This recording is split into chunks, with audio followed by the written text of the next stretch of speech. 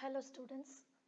நேற்று trade union act வந்து அதோட ஹிஸ்ட்ரியில் ஃபஸ்ட்டு பார்ட் நம்ம பார்த்தோம். இன்றைக்கி செகண்ட் பார்ட் பார்க்குறோம். ஃபர்ஸ்ட் பார்ட்டை பொறுத்தன வரைக்கும் நம்ம ஏன் இந்த ட்ரேட் யூனியனிசம் அப்படின்ற இந்த கான்செப்ட் வந்தது, இந்த கான்செப்டுக்கு ஏன் இவ்வளோ இம்பார்ட்டன்ஸ் கொடுத்தாங்க அப்படின்றத பற்றி பார்த்தோம். அடுத்து பிரிட்டனில் வந்து இந்த ட்ரேட் யூனியன் அப்படின்ற இந்த மூமெண்ட் வந்து எப்படி எவால்வ் ஆச்சு, அது how it led to the passing of the trade union act 1871 அப்படின்றத பார்த்தோம்.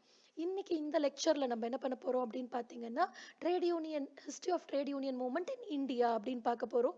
இது ரொம்ப இம்பார்ட்டண்ட்டாக கொஞ்சம் நல்லாவே கவனிச்சு இது பண்ணுங்கள், கான்சென்ட்ரேட் பண்ணி இதுக்கு படிக்கவும் செய்யுங்க. காரணம், எக்ஸாமில் இதை ஒரு கொஷினாகவும் கேட்டிருக்காங்க. Trace the origin and history of trade union development in India அப்படின்னு கேட்டிருக்காங்க.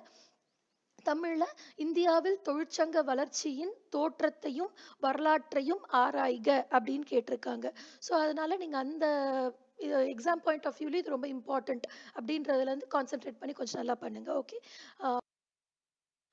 ஸோ இப்போ இந்தியாவில் ட்ரேட் யூனியன் எப்படி டெவலப் ஆச்சு அப்படின்னு பார்த்தீங்க அப்படின்னா, இதை ஒரு 3 ஃபேஸாக சில லேபர் ஸ்காலர்ஸ் சொல்கிறாங்க. என்ன 3 ஃபேஸாக எடுத்துக்கலாம் அப்படின்னா, ஃபர்ஸ்ட் பீரியட் வந்து 1875 to 1919, second period 1919 to 1947, third period 1947 to 1970 அப்படின்னு சொல்லி கேட்டகரைஸ் பண்ணிக்கிறாங்க. ஐ ரிப்பீட், ஃபர்ஸ்ட் பீரியட் வந்து 1875லேருந்து 1919 வரை. ரெண்டாவது பீரியட் 1919லேருந்து 1947 வரை. தேர்ட் பீரியட் 1947 டு 1970 அப்படின்னு பிரிச்சுக்கிறாங்க. ஸோ இப்போ 1970க்கு அப்புறம் லேபர் லெஜிஸ்லேஷன்ஸ் டெவலப் ஆகலையா அப்படின்னா, அது இந்த அளவுக்கு அது லேபர் லெஜிஸ்லேஷன்ஸ் இப்போ நிறைய இருக்குது. 1970க்கு அப்புறம்லாம் நிறைய நமக்கு லேபர் லெஜிஸ்லேஷன்ஸ் வந்துருச்சு.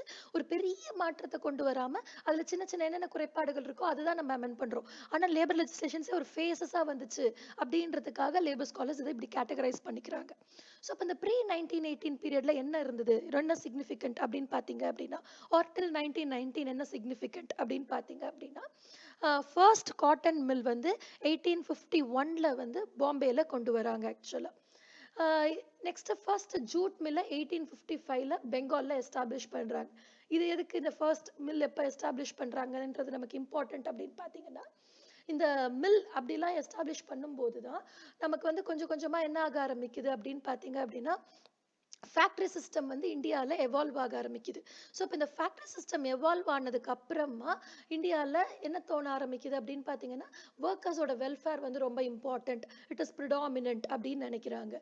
அண்ட் மோர் ஓவர், இந்தியாவை பொறுத்தன வரைக்கும் national movement and freedom movement கூட பயங்கரமாக இந்த மாதிரி ஒரு குரூப் ஆஃப் பீப்புளோடைய வெல்ஃபேரை பற்றி கான்சென்ட்ரேட் பண்ணாங்க.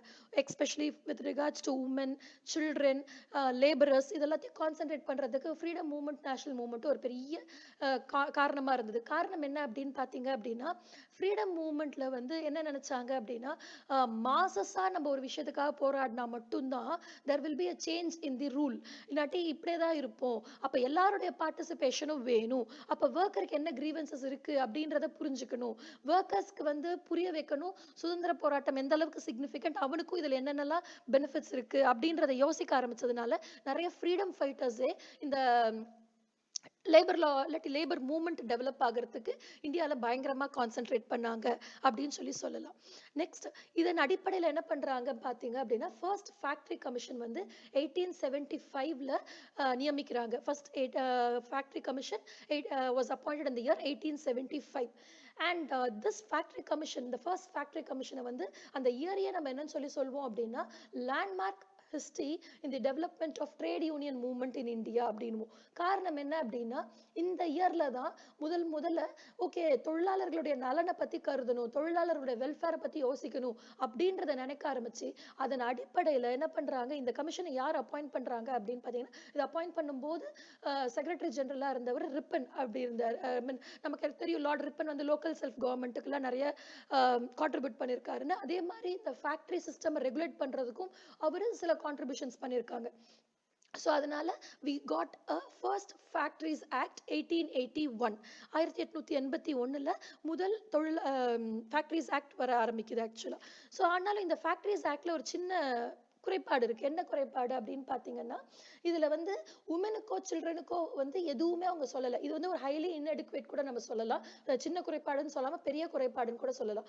பெண்களுடைய நலனுக்காகவோ, இல்ல குழந்தைகள் தொழிலாளர்கள பற்றி விஷயங்களையோ இதுல இவங்க எதுவுமே டிஸ்கஸே பண்ணாம விட்டுர்றாங்க.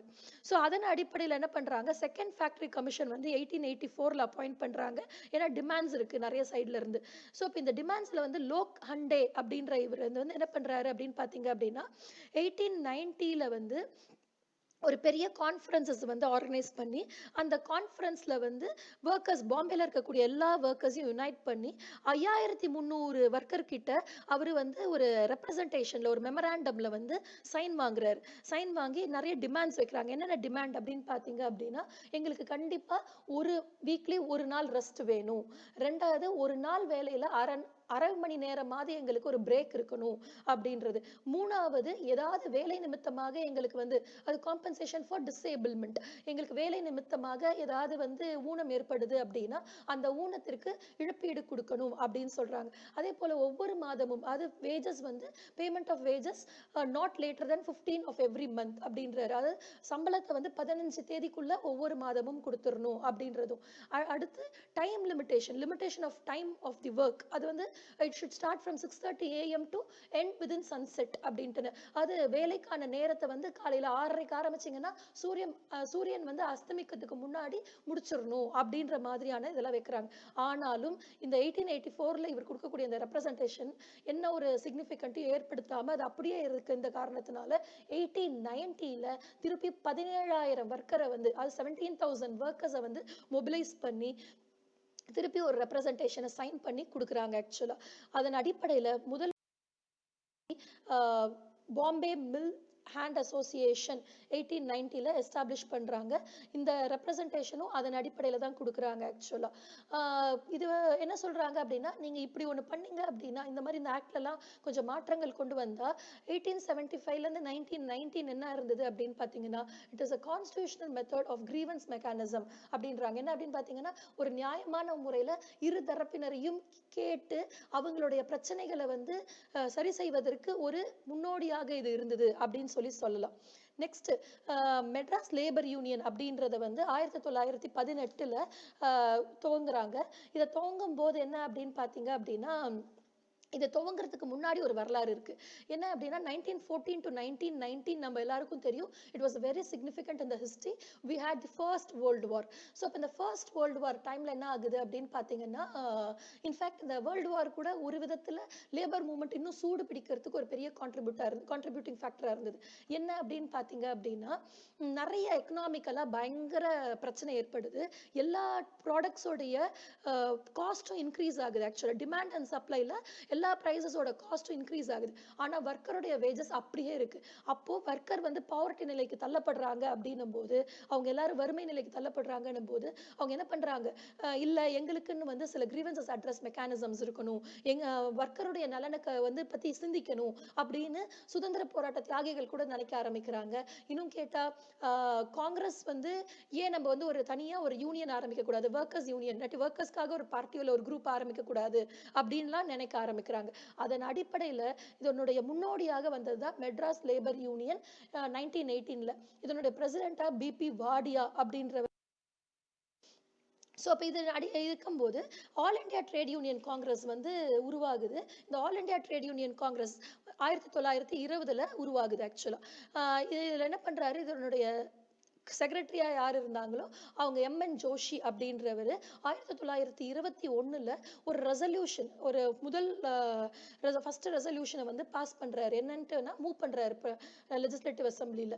இந்த மாதிரி வர்க்கருடைய நலனை பாதுகாக்கும் வண்ணமாக நீங்க வந்து என்ன பண்றீங்க, ட்ரேட் யூனியன் அப்படின்றது தொழிற்சங்கம் வச்சுக்கிறதுக்கு, அவங்க நலன் பாதுகாப்பதற்காகவும் அவங்களுடைய பொருளாதார ரீதியாகவும் சமூக ரீதியாகவும் முன்னேற செய்வதற்காகவும் அவங்களுக்குன்னு ஒரு சங்கம் அமைச்சிக்கக்கூடிய உரிமை இருக்கணும். அதனால தொழிற்சங்கம் அமைத்துக் கொள்வதற்கு அவங்களுக்கு உரிமை கொடுக்கணும் அப்படின்றாங்க. அது in order to improve the social and economic conditions of the workers, there should be a trade union அப்படின்றாங்க. and for that we need an effective legislation அப்படின்றாங்க. அப்படி மூவ் பண்ண ரெசல்யூஷனை முதல் முறையாக கவர்மெண்ட் 1925ல தான் பில் கொண்டு வராங்க. அந்த பில்லின் அடிப்படையில 1926ல 1926ல that bill was passed and it came into force on 1st June 1927. This is what is the history of trade union movement in India. Let us continue in the next class with regards to the salient features of the act and all other factors. And the salient features of the act பொறுத்த வரைக்கும் நான் இப்பவே உங்களுக்கு ஒரு PPT அனுப்பிடுறேன். அந்த பிபிடியை நீங்க பாருங்க. உங்களுக்கு அதுல ஏதாவது டவுட்ஸ் இருந்ததுன்னா நான் ஆடியோ லெக்சர் உங்களுக்கு அனுப்புறேன். Thank you so much, students.